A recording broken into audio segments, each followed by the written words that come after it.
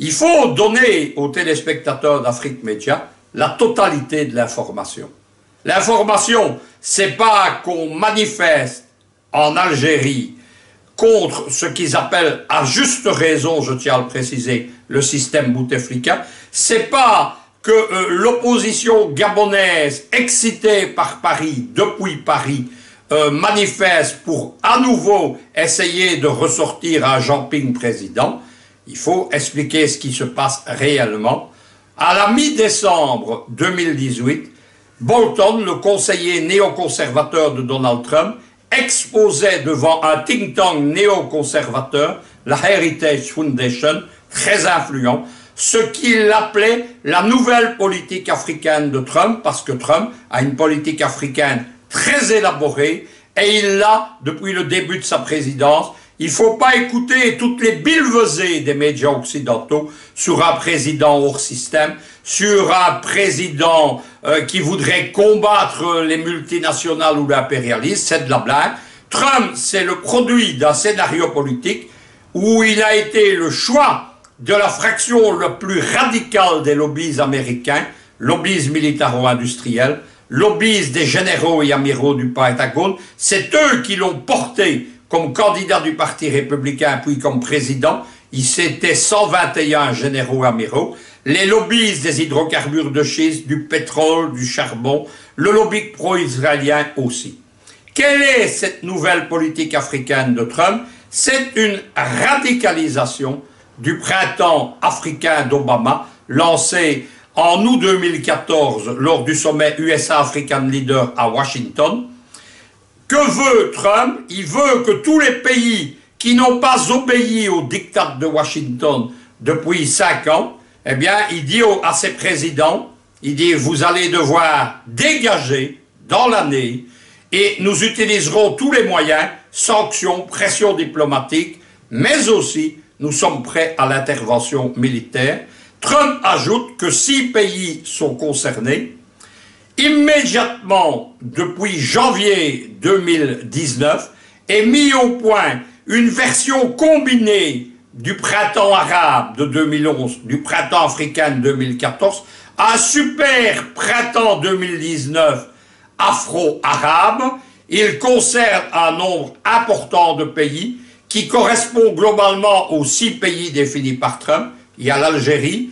L'Algérie qui ne tourne pas comme le souhaiteraient les Américains, puisque la population algérienne qui est patriote, jusque maintenant, est restée calme, n'a pas sombré dans ceux qui voudraient le pousser au chaos, comme Bernard-Henri Lévy à Paris, par exemple.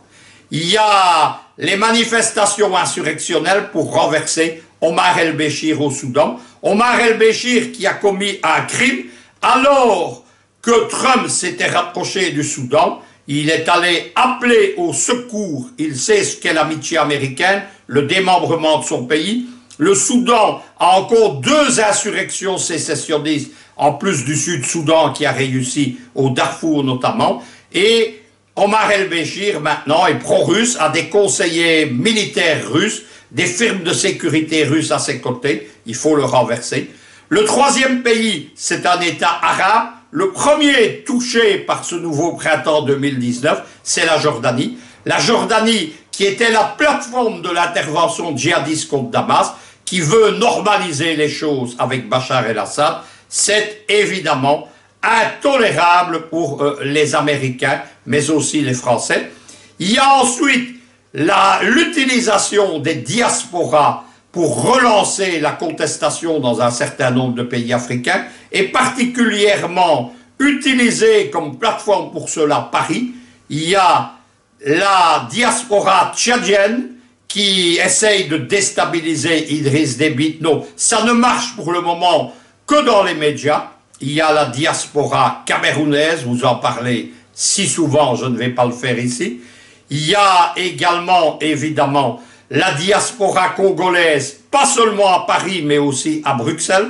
Vous avez vu que Tshisekedi était en visite aux USA ces derniers jours. Il y a tenu un discours pro-américain, appel à la collaboration avec les Américains, appel aux firmes multinationales des mines pour qu'elles viennent se réimplanter massivement au Congo. enfin appelle à lutter contre la dictature du régime précédent, je le cite. À Washington, non seulement il a rencontré évidemment Bolton, il a rencontré Pompeo, le State Deputy, c'est-à-dire le ministre des Affaires étrangères, le State Secretary, mais qui est aussi l'ancien chef de la CIA, l'homme qui a déstabilisé la RDC et les Grands Lacs pour le compte d'Obama et de Clinton. Il a surtout rencontré, chaque fois tout ça se fait dans des conditions de huis clos, il a rencontré le ministre belge des Affaires étrangères, Didier Reynders, qui a enfin reconnu son élection, mais qui a dit « nous allons collaborer pour changer le système en RDC ». Ça, c'est la diaspora suivante.